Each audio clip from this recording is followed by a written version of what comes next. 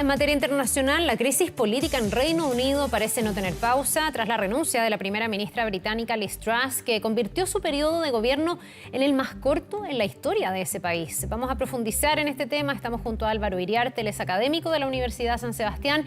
Muchísimas gracias, Álvaro, por estar con nosotros y bienvenido. Buenos días. Muchas gracias, Carla. Muy buen día. A ver, esta es una crisis que todavía se está viviendo, pero quiero partir como con las claves. Puede ser que muchas personas que nos están viendo puedan preguntarse todavía cuál es el origen de todo esto. ¿Por qué cae finalmente Liz Truss? ¿Por qué ella misma dice, bueno, doy un paso al costado y no estoy en condiciones de poder cumplir con el mandato que se le había encomendado? Bueno, efectivamente para nosotros que tenemos un sistema presidencial en donde el Congreso tiene un rol más bien legislador y no un sistema parlamentario como el Reino Unido, tenemos que irnos al elemento central que tiene que ver con que estos son partidos parlamentarios. Aquí, en el fondo, el líder del partido se transforma eventualmente en el primer ministro. Y aquí lo que está sucediendo es que existe todavía un gran movimiento, una suerte de constante vaivén al interior del Partido Conservador.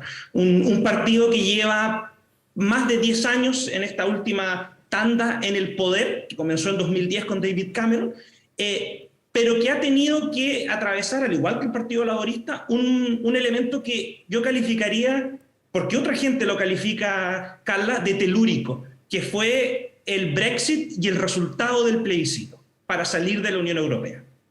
Ya, y esto en el fondo ha significado que el Partido Conservador esté tan inestable que se traslade esa inestabilidad al cargo más relevante del gobierno, porque en el fondo ya podría el partido estar mal, pero ¿por qué Liz Truss finalmente tiene que terminar renunciando, saliendo? Sí, claro. A ver, sumemos, tú preguntabas las claves, tratemos de figurar esas claves. Lo primero, el referéndum del Brexit fue telúrico porque generó un cambio de patrones en los votantes tradicionales. Y ese cambio de patrones en la votación incluso gatilló la salida de David Cameron. O sea, David Cameron en el 2010 llega al gobierno en un gobierno de coalición junto con el Partido Liberal Demócrata, y el 2013, en el fondo del 2014, sale electo con una cómoda mayoría. Y el problema es que gran parte o una parte importante del partido en el Congreso estaba por mantenerse en la Unión Europea, mientras que las bases fueron más por la línea del Brexit. Esto genera una inestabilidad muy grande porque se ha proyectado. La elección del 2019, donde Boris Johnson gana una mayoría histórica no vista desde el gobierno de Margaret Thatcher para el Partido Conservador, implica que se ganaron escaños en distritos que tradicionalmente votan por la izquierda o por el Partido Laborista.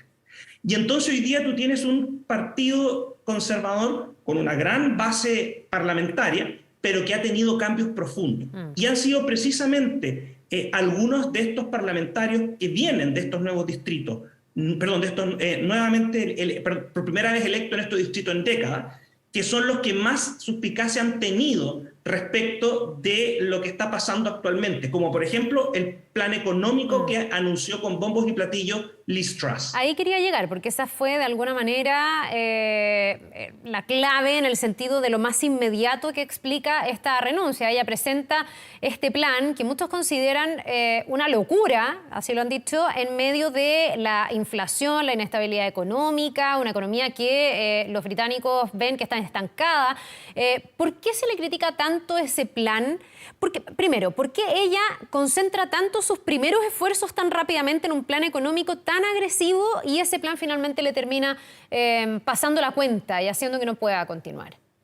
Bueno, efectivamente hay algunos votantes, entre ellos me atrevería a decir yo los votantes de Estados Unidos y los votantes británicos, donde las materias económicas suelen ser verdaderamente importantes o han demostrado ser importantes por largo tiempo en materia de elección.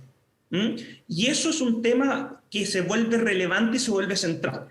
Yo digo esto porque nosotros tenemos que recordar que por ejemplo, precisamente en el año 79, Margaret Thatcher, cuando llega a ser la primera ministra británica, también presenta un programa bastante agresivo y bastante controvertido en ese entonces, que rompe con cierta ortodoxia económica imperante. ¿Dónde está la diferencia? A tu pregunta, Carlos. La diferencia es que Liz Truss resultó electa porque ya estamos en un proceso de búsqueda de liderazgo con la salida de Boris Johnson y no cuenta en el fondo con un respaldo validado en las urnas de decir, oye, yo gané y tengo un mandato, pero tampoco tiene ese respaldo dentro de todo el bloque parlamentario. De hecho, no tenemos que olvidar que cuando ella resultó electa hace unos meses atrás como líder del partido, no era la primera opción de los parlamentarios. Ya, o sea, tú dices que a lo mejor teniendo más peso y más espalda política, este plan económico incluso podría haber pasado, podría no haber sido lo que la derribara, en definitiva. En mi humilde opinión, sin lugar a dudas, porque tienes la mayoría en el Congreso formal. Ya. No te faltan votos para hacer este tipo de iniciativa en el caso del gobierno del Partido Conservador, que en el fondo que está vigente todavía y en los números que están. El tema es que no están dispuestos a votar. Te lo planteo de la siguiente manera, haciendo una comparación. Yo soy un hombre de Copiapó, una pequeña ciudad en el norte. Probablemente esto se explica de la siguiente manera. No es lo mismo un diputado o un senador de derecha de Copiapó que un senador o diputado de derecha de la Araucanía o de el Maule. Ya, hay distintos pesos políticos finalmente, ¿a eso te refieres tú? Distintos pesos políticos y distintas identidades. Claro. O sea, cuando tú tienes muchos parlamentarios electos por distritos que votaban laborista, ese votante, probablemente el principal motor para cambiar su voto fue el manejo del Brexit. No es que haya hecho un cambio que quiere menos impuestos o que está dispuesto a dejar de lado unos subsidios u otros elementos, que era parte de lo que propone el programa económico de Liz Truss, sino que lo que ese votante buscaba cuando apoyó a Boris Johnson y a los conservadores era concretar la salida de la Unión Europea. Perfecto, ya que hay un choque ideológico como con esa base ideológica que pueden tener esos votantes que incluso por razones más pragmáticas o de coyuntura a lo mejor votaron en este caso por los conservadores. Ahora, déjame entender o trata tú de explicarnos cuál es la dimensión de esta crisis, porque tú partías haciendo el símil con Chile, que a mí me parece súper interesante, porque desde acá uno dice, pero ¿cómo van a estar sin primer ministro? ¿Cómo esto de que están rotando a cada rato? Si Boris Johnson se fue recién y ya Boris Johnson salió con polémica. Entonces uno piensa, acá, pese a todas las crisis, y sigue siendo así hasta ahora, no sé cuánto tiempo más, los presidentes se mantienen en su cargo aunque tengan crisis, aunque tengan críticas, y si saliera un presidente a mitad de un mandato, probablemente sentiríamos que es la peor crisis política que hemos tenido, no sé. Entonces, ayúdame como a dimensionar el nivel de la crisis en Reino Unido, que sí he leído a varios diciendo que no tiene ningún como parangón en la historia, que sí sería la más importante, por lo menos en la historia reciente. Sí, a ver, desmenucemos los dos puntos. Lo primero, el sistema parlamentario. O sea, un sistema parlamentario, si bien es cierto, permite, y ha sido un argumento recurrente tanto en la historiografía como en los análisis políticos de los quiebres institucionales, un sistema parlamentario permite válvulas de escape, tiende a generar grandes coaliciones o buscar acuerdos, esas son las virtudes.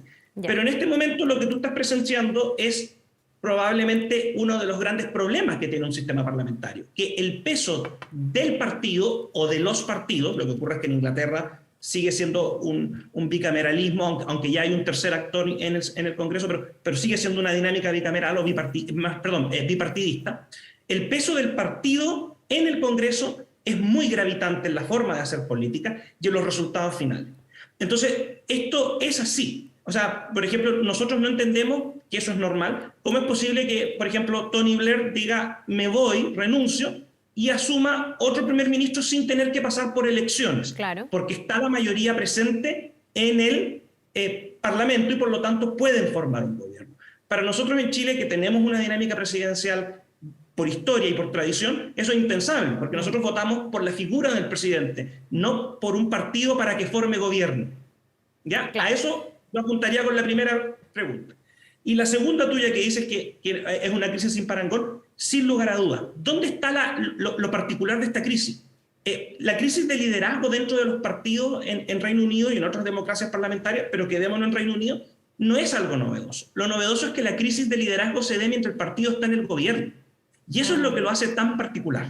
Ya, de hecho, la revista The Economist ha sacado una portada y le puso como Britaly, haciendo un juego de palabras, porque esto es la dinámica que se vive habitualmente en Italia, sí, donde el presidente del Consejo, que hace las veces de primer ministro en esta comparación de sistemas teóricos, dura a veces un año por los cambios en las coaliciones. Claro, está reconocido como un sistema político bastante más inestable, que es parte de las críticas y de la preocupación que tiene hoy día el pueblo inglés, que tiende a ser mucho más ordenado, con mucha más estabilidad. Yes. Algunos ven que aquí podría estar el fin de ese ciclo. Ahora, ¿qué es lo que viene? Porque tú dices, aquí son los conservadores, que lo que yo entiendo tendrían que buscar un nuevo representante con esa mayoría parlamentaria. Pero también por esta envergadura de la crisis, desde la oposición lo que han dicho es que a lo mejor hay que llamar a elecciones generales y que esto tiene que volver a mano de los ciudadanos. Yo no sé si ahí eso está definido, está zanjado. Depende de cómo los propios conservadores quieran darle como la batalla a este momento y a esta pelea. Lo más probable es que efectivamente sea el Partido Conservador que va a reemplazar a Liz Truss. A ver, lo que sucede es lo siguiente. Lo primero es que, a diferencia de Chile, que existe una normativa que establece un criterio bastante homologado en materia de cómo se eligen las directivas de los partidos políticos, lo que tienen que contener una uniformidad que en el fondo se implementó con la reforma del 2016. En Reino Unido, cada uno de los partidos políticos tiene sus propias reglas para efectos de determinar cómo elegir el líder del partido, ¿ya? Y eso es distinto en el fondo en el Partido Conservador versus el Partido Laborista. Eso es lo primero. Lo segundo, Carla, el sistema de la elección del líder, en el caso del Partido Conservador, todavía refleja el peso que tiene, hablemos así, el partido parlamentario o el bloque parlamentario del partido.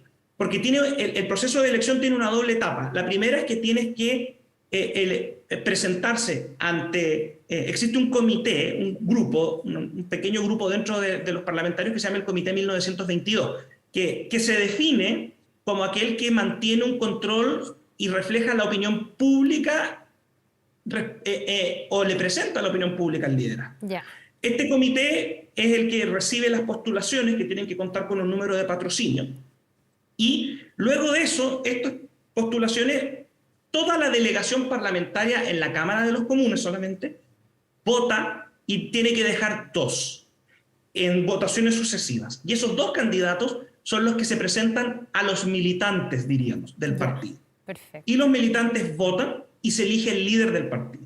Y ese líder del partido, entonces, es el que asume el rol de liderar esta mayoría parlamentaria. Y luego viene todo el proceso de que va a cumplir con las formalidades constitucionales, a donde el monarca le encarga formar gobierno y él forma el gobierno.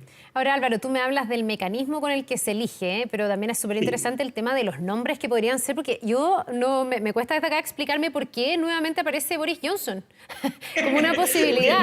Si se acaba de ir y además se fue fuertemente cuestionado por estas fiestas en pandemia, por darle apoyo a una persona que tenía antecedentes por acoso, por abuso, ¿cómo puede ser que Boris Johnson pudiera, yo no sé si tú lo ves viable, pudiera volver a ser el primer ministro?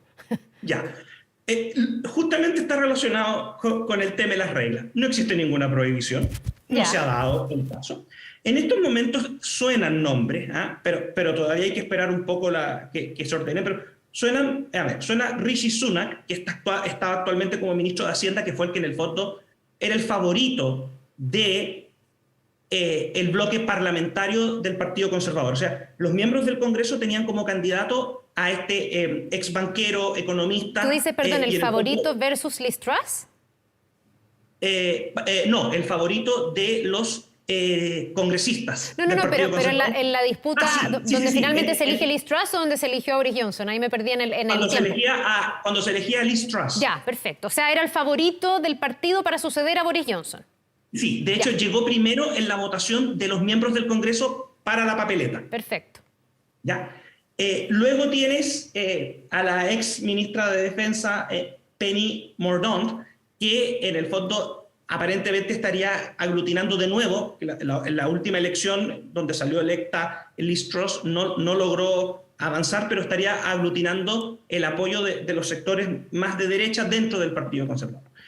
¿Y por qué Boris Johnson? Porque tú diste en el clavo, salió con polémica, sin lugar a dudas, pero no te olvides que Boris Johnson es carismático. tiene un carisma particular que logró conectar en más de una ocasión con los británicos. Y ese carisma también está presente dentro del Partido Conservador, porque muchos de los parlamentarios que están en su primer periodo, que vienen precisamente de la elección de Boris Johnson, post-efecto Brexit, Carla, son todavía leales, cercanos o se sienten identificados con el estilo o con la propuesta que planteó en su momento Boris Johnson. Ya, ahora, ninguna de las personas de las que estamos hablando ha dicho sí, yo quiero, digamos, no han oficializado candidatura, por así decirlo, no sé cómo funciona ya.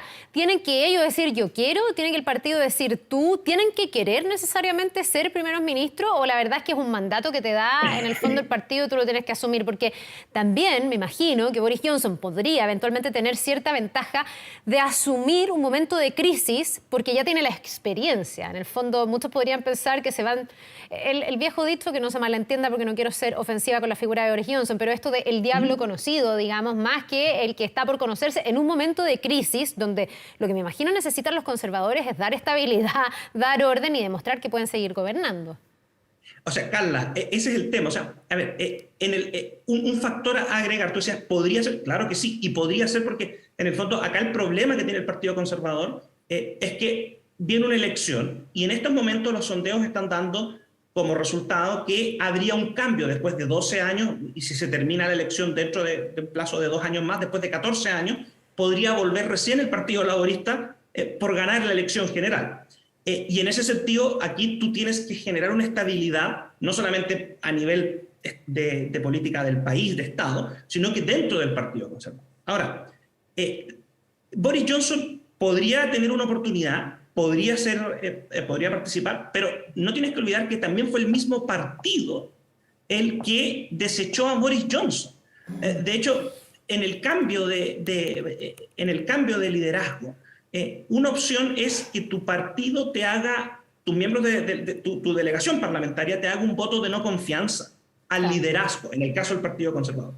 Y no olvidemos que antes de que Boris Johnson anunciara la renuncia, sobrevivió a lo menos 2 intentos y en el último intento ya tuvo una mayor cantidad, 148 me parece, casi 150 parlamentarios, un poquito menos tiene que haber sido, un poquito menos, me estoy equivocando, votaron para que dejara de ser el líder del partido. Pero el tema radica en que, en especial en el Partido Conservador, no es primera vez que tenemos este tema de generar desafíos al liderazgo mientras hay un primer ministro sentado.